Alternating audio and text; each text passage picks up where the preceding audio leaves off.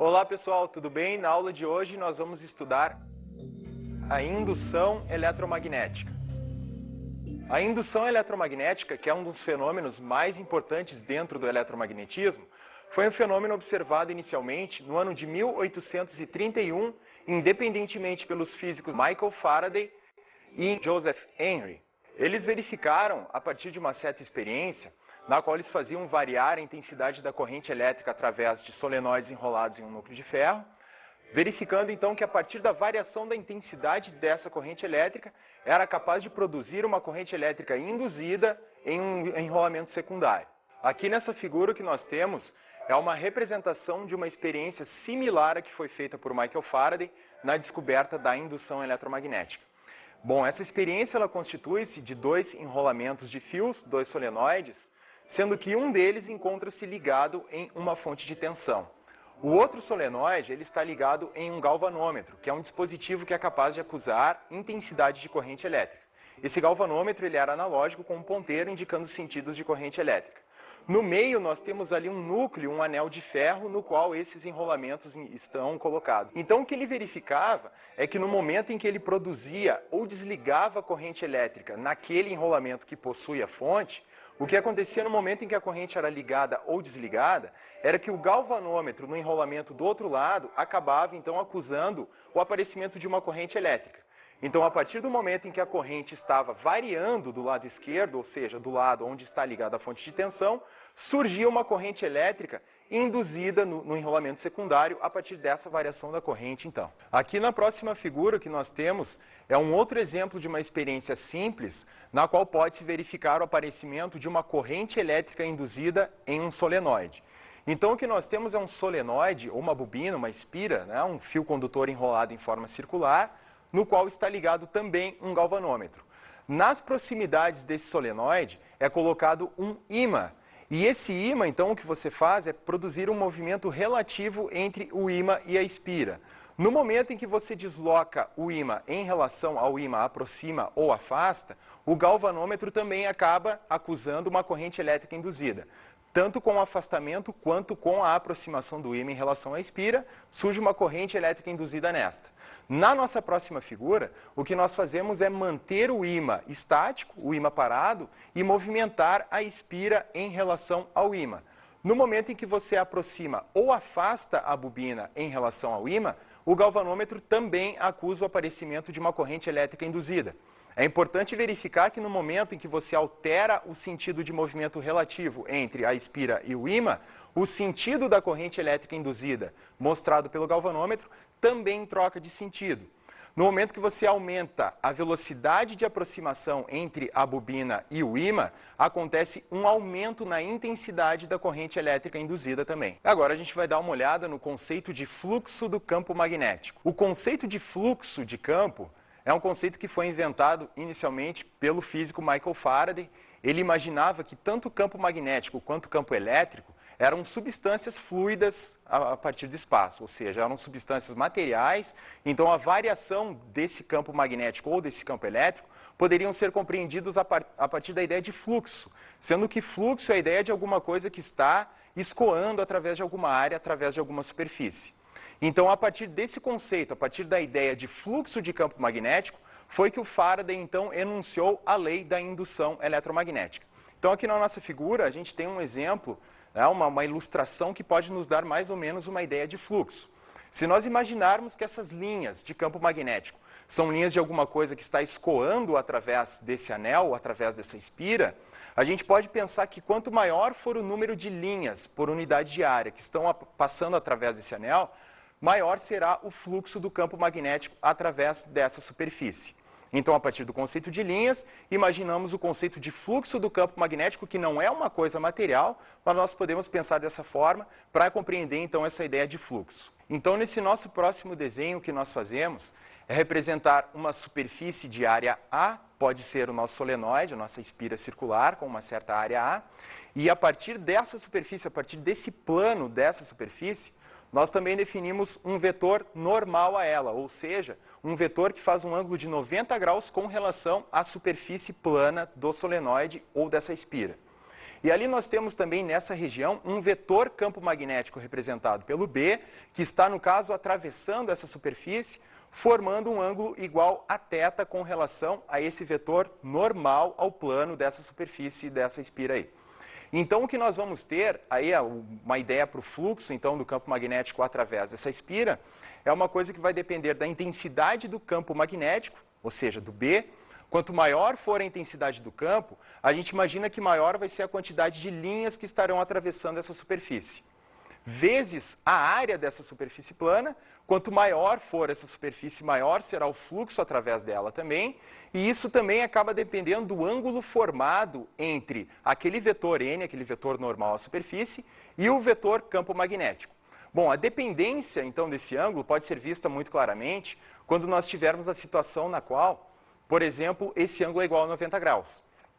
No momento que esse ângulo for igual a 90, o que nós temos é o seguinte: essas linhas de campo magnético que estão representadas ali pelo nosso vetor B, elas não atravessam a superfície daquele solenoide, daquela espira.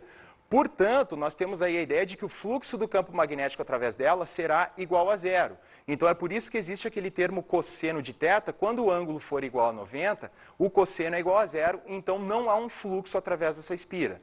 No momento em que nós temos um ângulo formado igual a 0 graus, aí esse fluxo será máximo, porque a inclinação dessas linhas de campo com relação à superfície vai dar que todas elas atravessam integralmente através da superfície, portanto o fluxo será maior no momento em que o ângulo formado entre o vetor normal e o vetor campo magnético for igual a zero. E agora a gente vai dar uma olhada numa lei muito importante da indução eletromagnética, que é a lei de Faraday. Faraday? Esse nome não me é estranho. Realmente, o nome do Faraday ele já acabou aparecendo nos nossos estudos da eletricidade. Na verdade, o Faraday ele era um físico, um cientista, que tinha noções muito intuitivas a respeito desses conceitos. Ele enunciou tanto a eletricidade quanto o magnetismo em termos do conceito de linhas de campo ou linhas de indução. Ele imaginava, então, que esse campo elétrico ou campo magnético eram coisas fluidas através do espaço. Então, nós já vimos, sim, o nome dele no estudo da eletricidade. A lei de Faraday, que nós nos referimos agora, ela se trata, então, da indução eletromagnética. Tá? Então, o que nós temos aqui na sequência é a fórmula, tá? No caso, é o enunciado para a lei de Faraday, que diz que a força eletromotriz induzida em uma espira devido à variação de um campo magnético é igual ao negativo da variação temporal desse fluxo. Força eletromotriz induzida significa uma tensão induzida, já que no momento em que você está produzindo um movimento de um ímã em relação a uma espira, acaba surgindo uma corrente elétrica induzida nesse circuito, é preciso também que haja uma força eletromotriz induzida, porque sem força eletromotriz, ou seja, sem energia, os portadores de carga não se movimentam. Para um solenoide com N espiras planas, então nós teremos que a força eletromotriz induzida vai ser igual a N vezes a variação temporal do fluxo do campo magnético. O sinal negativo que aparece ali na frente, naquele termo direito da expressão da lei de Faraday, ele se deve ao sentido dessa força eletromotriz induzida. Isso é um enunciado que se refere mais à lei de Lenz, que nós veremos daqui a pouco. Ele diz que a variação do fluxo do campo magnético, ele acaba produzindo uma força eletromotriz induzida que se opõe a essa variação do fluxo. A unidade de medida de força eletromotriz induzida é o volt, já que nós estamos falando de tensão, força eletromotriz de maneira geral. Então, no sistema internacional, a unidade de medida para isso é o volt, que nós já vimos em aulas anteriores. Então, como nós vimos, a lei de Faraday, ela diz que a força eletromotriz induzida num circuito, ela depende da variação temporal do fluxo do campo magnético através dessa espira. Então, isso está relacionado com aquilo que nós vimos no começo, que no momento em que você aproxima ou afasta um ímã, por exemplo, em relação a um solenoide, acontece uma força eletromotriz induzida, ou seja, uma corrente elétrica induzida. Isso se deve ao fato de que no momento que você aproxima ou afasta um ímã em relação a um solenoide, a uma espira, acontece que o número de linhas de campo magnético através desse circuito acabam variando. Quanto maior for a variação temporal desse fluxo do campo magnético, maior será a força eletromotriz induzida.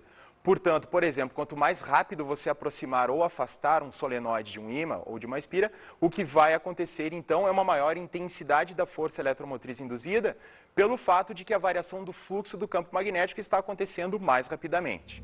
Então agora o que a gente vai olhar na sequência é a lei de Lenz. A lei de Lenz recebe esse nome em homenagem ao físico Heinrich Lenz e agora a gente vai conhecer um pouco mais a respeito dele. Físico nascido em Dorpat, Rússia, hoje Tartu, Estônia, Heinrich Friedrich Emil Lenz, especialista em magnetismo, determinou a lei do sentido das correntes induzidas, a Lei de Lenz, 1833. Estudou teologia, química e física e tornou-se professor na Academia de Ciências de São Petersburgo, 1836. Pesquisou a condutividade de vários materiais sujeitos a correntes elétricas e o efeito da temperatura sobre a condutividade. Além dos estudos com a lei de Lenz, que permite predizer a direção de uma corrente induzida em qualquer circunstância, também estudou o calor produzido pela corrente ao passar em um condutor, formulando uma lei que hoje é conhecida pelo nome de Lei de Joule. Também lhe é acreditada a descoberta da reversibilidade das máquinas elétricas. A lei de Lenz, o que ela faz basicamente é colocar aquele sinal de menos que existe na frente do termo direito da lei de Faraday. O que aquele sinal de menos está dizendo é que a força eletromotriz induzida que surge num circuito devido à variação temporal do fluxo de um campo magnético através dele é uma coisa que se opõe a essa variação do fluxo. Então, a corrente elétrica induzida num circuito gera um campo magnético que se opõe à variação do fluxo magnético que a induz. Então, no momento que você tem um fluxo de campo magnético variável através de uma espira, o que vai acontecer é que nessa espira vai surgir uma corrente elétrica induzida. Essa corrente elétrica induzida, ela vai acabar gerando o seu próprio campo magnético, porque nós já vimos que corrente elétrica num fio gera o seu próprio campo. Então, a corrente elétrica induzida vai acabar gerando um campo magnético que, na verdade, ele vai se opor à variação do fluxo do campo magnético.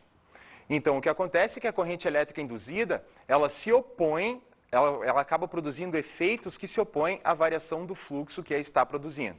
Então, o que se observa é que se o fluxo estiver aumentando através da espira, o que vai acontecer é que vai aparecer, então, um campo magnético induzido devido a essa corrente induzida, que vai se opor ao campo magnético externo variável, ou seja, vai aparecer um campo magnético induzido com sentido contrário ao campo variável. Então, com o fluxo do campo externo variando através da espira de tal forma que esse fluxo está aumentando, o que acontece é que a corrente induzida, ela surge tentando fazer esse fluxo diminuir, ou seja, ela produz um campo induzido de tal forma que ele aponta, então, no sentido contrário ao do campo externo que está variando.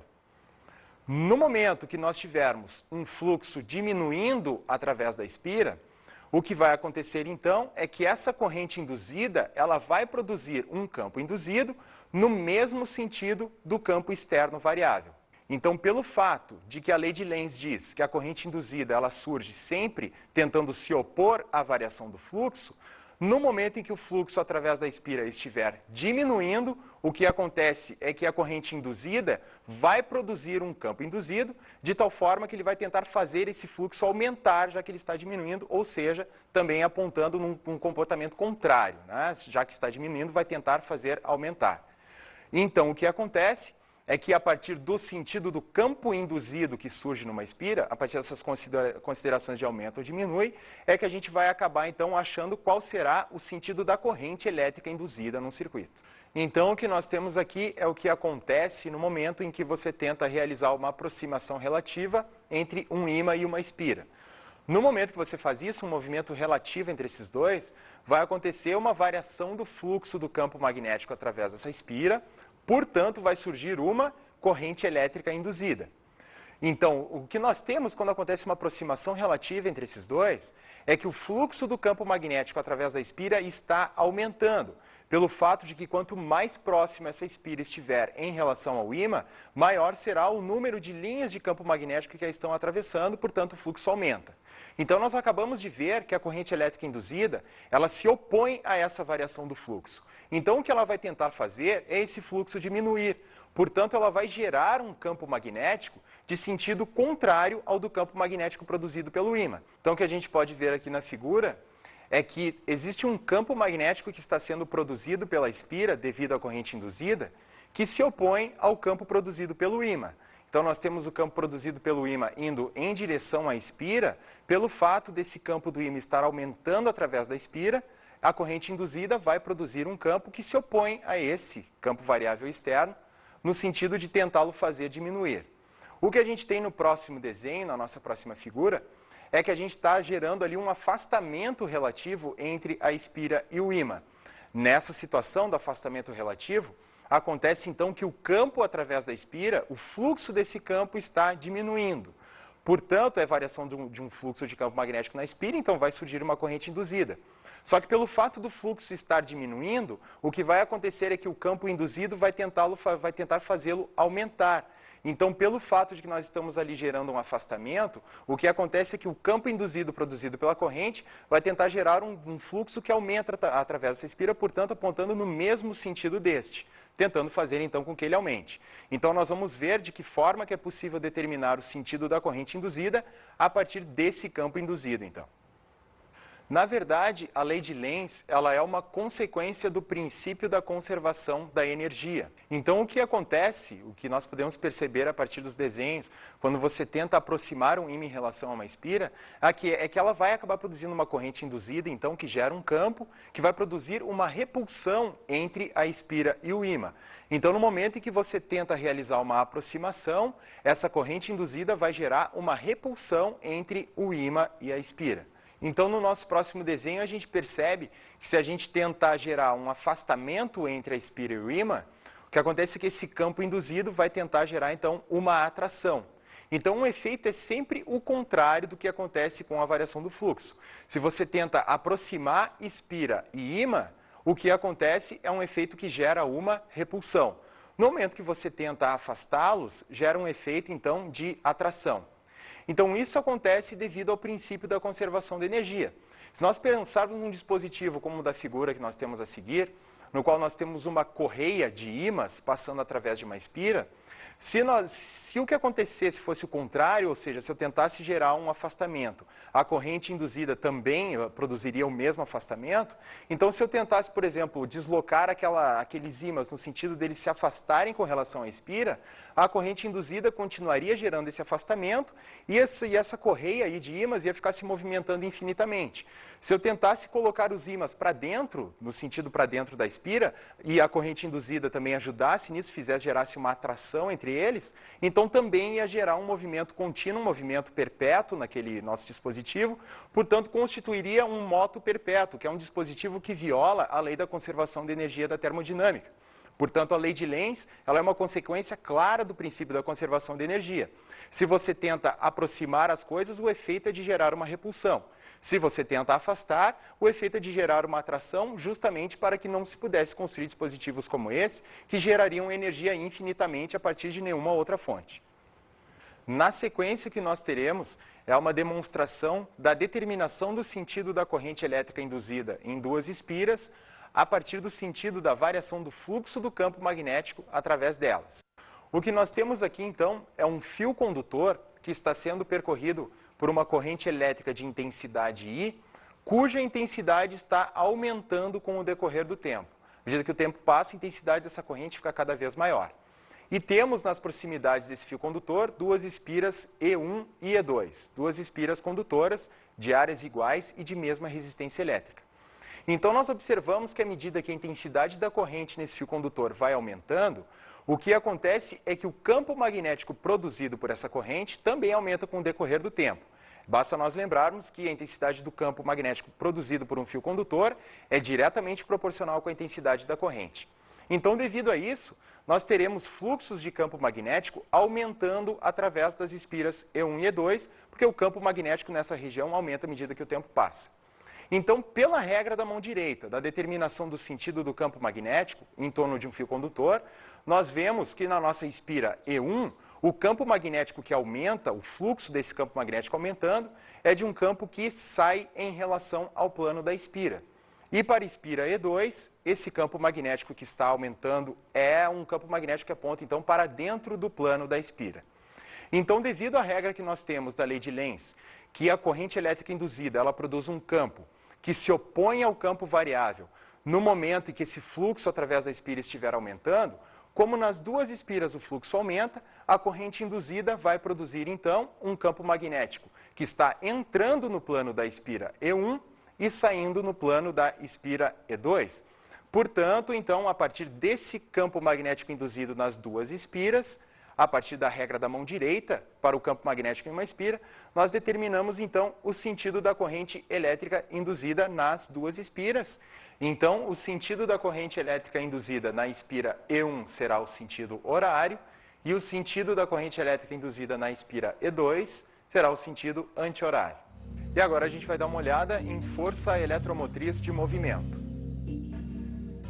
Esse tipo de força eletromotriz, ele é produzido a partir do movimento de um condutor colocado em uma região onde existe um campo magnético.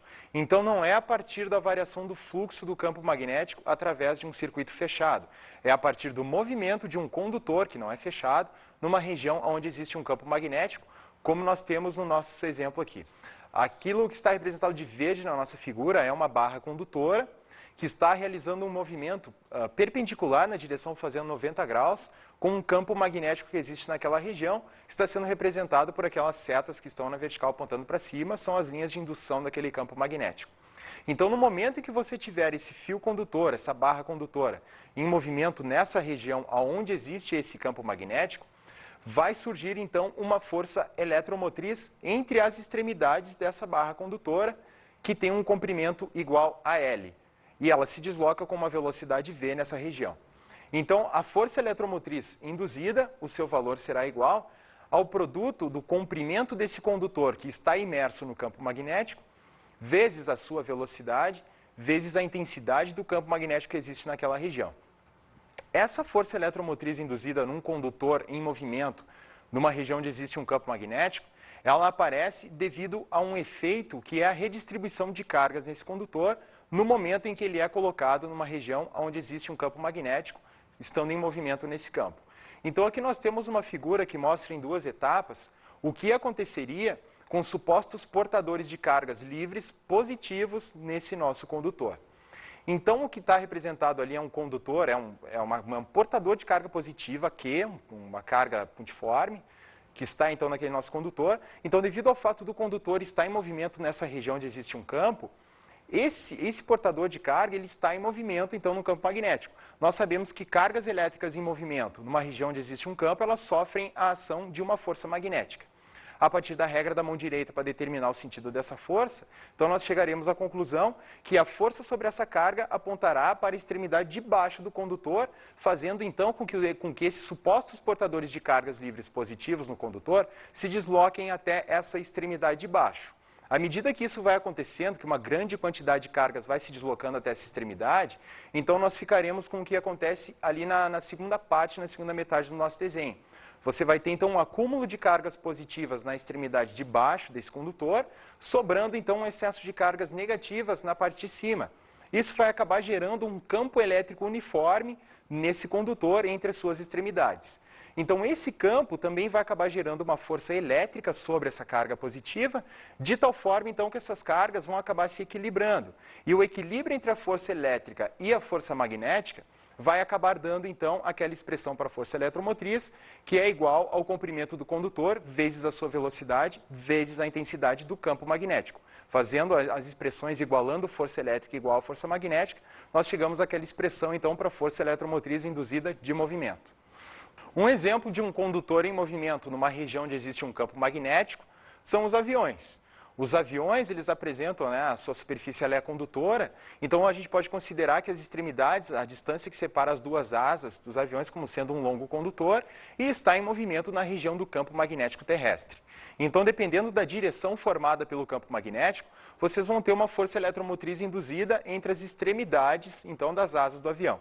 Só que essa força eletromotriz induzida vai ter um valor que vai ser muito baixo, em torno de 0,5 volts, e uma corrente elétrica só vai aparecer no momento que você ligar um fio condutor entre as extremidades das asas do avião. Então é um efeito bastante imperceptível, mas ele acontece dependendo da situação que você tiver. Se o avião estiver se deslocando, por exemplo, nas proximidades dos polos da Terra, você vai ter ali que a intensidade, as linhas do campo magnético são praticamente na vertical. Então vai acontecer essa redistribuição de cargas, força eletromotriz induzida, por exemplo, entre as extremidades das asas de um avião. Então agora nós veremos os geradores eletromagnéticos e corrente alternada. Uma importante aplicação que nós temos da indução eletromagnética são os geradores eletromagnéticos. A energia que nós temos, a tensão elétrica fornecida para nossas casas, geralmente está sendo produzida a partir de indução eletromagnética. Então, um exemplo de um gerador eletromagnético de corrente alternada seria um conjunto de espiras que gira em torno de um certo eixo, esse eixo perpendicular à direção formada por um campo magnético externo. Então, no momento em que vocês tiverem aquelas espiras representadas na figura girando em torno daquele eixo, o que acontece é que há uma variação de um fluxo de um campo magnético através delas. No momento que essas espiras elas estão colocadas na mesma direção do campo magnético, não há fluxo de campo através delas, porque as linhas simplesmente tangenciam essa espira, não a atravessando. E no momento que essa espira vira, a intensidade desse fluxo, esse fluxo está aumentando através delas. Então nós temos variação do fluxo de campo magnético através de uma espira fechada, portanto gerando corrente elétrica induzida nesse circuito. Nós teremos também que esse fluxo ele terá um sentido de crescimento, numa hora será um sentido, em outra hora o sentido será outro. Então o que vai acabar acontecendo é que a corrente elétrica induzida, produzida nessa situação, é uma corrente elétrica alternada, ou seja, que apresenta um sentido variável. É isso que acontece na tensão residencial que nós temos, que é uma corrente alternada, né? Essa intensidade varia 60 vezes por segundo a polaridade da tensão residencial que nós temos, justamente pelo fato de ser produzido através de espiras que estão girando em uma região onde existe um campo magnético. Um exemplo de produção desse tipo de corrente a partir desses geradores são os que acontecem em usinas hidrelétricas. As usinas hidrelétricas elas são constituídas de turbinas, ou seja, são bobinas como essas, que são postas a girar numa região onde existe campo magnético, fazendo com que o fluxo através dessas bobinas varie com o passar do tempo, gerando corrente elétrica induzida alternada. O que precisa ser feito lá na hidrelétrica, as quedas d'água, elas servem justamente para colocar esse circuito girando em torno de um eixo, ou seja, se movimentando dentro de uma região onde existe um campo magnético, para que aconteça uma variação do fluxo de campo através dessas espiras, propiciando então a produção de uma corrente elétrica induzida alternada nesses circuitos. Então agora a gente vai dar uma olhada no funcionamento dos transformadores. Um transformador ele é um dispositivo que funciona também baseado nos princípios da indução eletromagnética. O que nós temos aqui é um exemplo de um transformador, uma montagem de um transformador, que é basicamente constituído do seguinte: é um núcleo de ferro no qual estão enroladas duas bobinas de fio.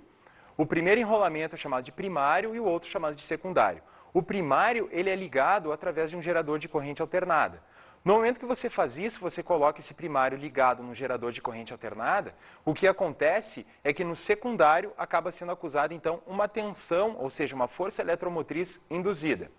Então o que acontece é que devido ao fato de ter uma corrente alternada naquele primário, a intensidade dessa corrente está variando com o passar do tempo. Portanto, essa corrente alternada no primário gera um campo magnético variável que vai acabar atravessando o secundário. Esse campo magnético variável ele se concentra naquele núcleo de ferro, passando todo ele então através do secundário. Então, no momento que esse fluxo de campo magnético através do secundário for variável, então vai acontecer que ele terá uma corrente elétrica induzida também, portanto, uma força eletromotriz induzida. Então, para que o transformador funcione, é necessário que ele seja colocado sempre com seu primário ligado numa fonte, num gerador de corrente alternada. Ou então numa fonte de corrente que seja contínua, só que com uma chave que liga e desliga alternadamente, fazendo com que a intensidade da corrente aumente e diminua, produzindo então um fluxo de campo magnético variável através do secundário, de tal forma então que ele possa produzir uma tensão induzida. A utilidade de um transformador é que ele é capaz de pegar uma certa tensão aplicada no primário e produzir uma tensão no secundário, que é uma tensão diferente. Ele é capaz de aumentar ou diminuir a tensão então que está sendo aplicada. Então o que você vai ter é que essa diferença de potencial que vai ser produzida no secundário vai acabar dependendo da relação entre os números de espiras no primário e no secundário. Então o que nós temos aqui é que a relação entre a tensão no primário e a tensão no secundário é igual à relação entre o número de espiras no primário e o número de espiras no secundário. Então, dependendo da relação que você quer fazer entre as tensões de entrada e de saída, é que você coloca a relação entre o número de espiras que há no primário e no secundário. Uma outra coisa também que é importante, então a gente vê que a relação entre as intensidades de correntes será igual à relação inversa que existe entre o número de espiras, justamente porque corrente é inversamente proporcional com a tensão. Uma outra relação que aparece também é que as potências no primário e no secundário devem ser no máximo iguais.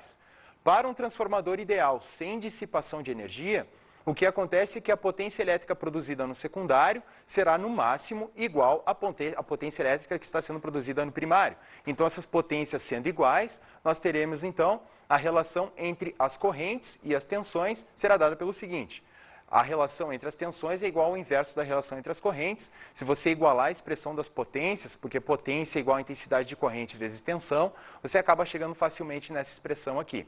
E por fim, então, nós temos um exemplo no qual eu estou querendo fazer então uma conversão. Eu quero usar um transformador, pegando um valor de tensão no primário de 110 volts, querendo transformar isso numa tensão de 220. Ou seja, o que está se querendo fazer aqui é dobrar a tensão no secundário em relação à tensão de entrada, que foi a tensão do primário. Então, aplicando nas nossas fórmulas, então a gente quer saber a relação entre o número de espiras no secundário e no primário para que essa dobra de tensão aconteça. Então, aplicando ali, nós colocamos então que a relação entre as tensões, ou seja, 110 por 220, é igual à relação entre o número de espiras. Então, nós chegamos à conclusão de que o número de espiras no secundário deve ser o dobro do número de espiras no primário. Justamente porque a relação entre as tensões é igual à relação entre o número de espiras. Se você quer dobrar a tensão, precisa dobrar o número de espiras e vice-versa.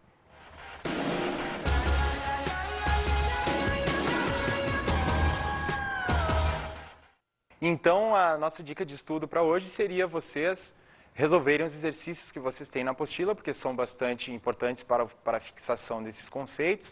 E se vocês puderem também realizar experiências nas quais vocês tenham aí a montagem de uma bobina ligada em série com um galvanômetro, que vocês disponham também de um ímã, que vocês possam aproximar ou afastar dessa bobina, vocês vão perceber que o galvanômetro vai indicar, vai acusar a variação de uma corrente elétrica. Só que esse é um experimento um pouco complicado de fazer, conseguir esses materiais, mas fica a dica: se vocês conseguirem então uma bobina, um enrolamento, no qual vocês possam ligar um galvanômetro em série com ele, e um ímã. Vocês realizando a aproximação e o afastamento do ímã em relação a essa bobina, vocês vão ver que o galvanômetro vai acusar a presença de uma corrente elétrica. Bom, pessoal, por hoje era só. Espero que vocês tenham gostado e até a nossa próxima aula.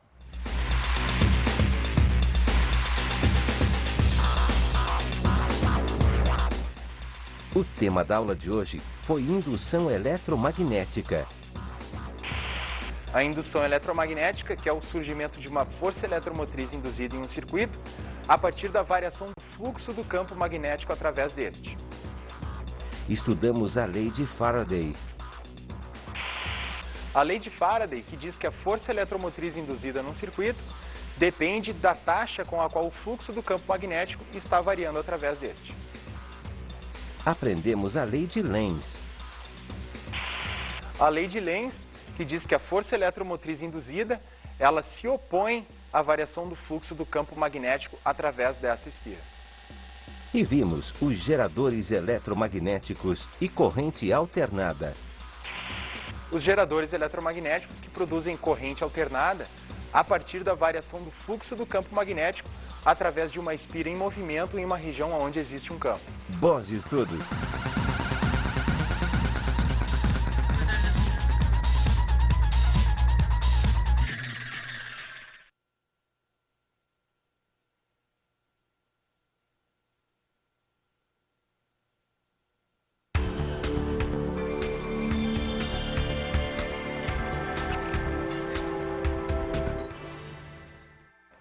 É importante que os alunos percebam que para acontecer uma força eletromotriz induzida em um circuito, é preciso que haja um fluxo de campo magnético variável através de um circuito como esse.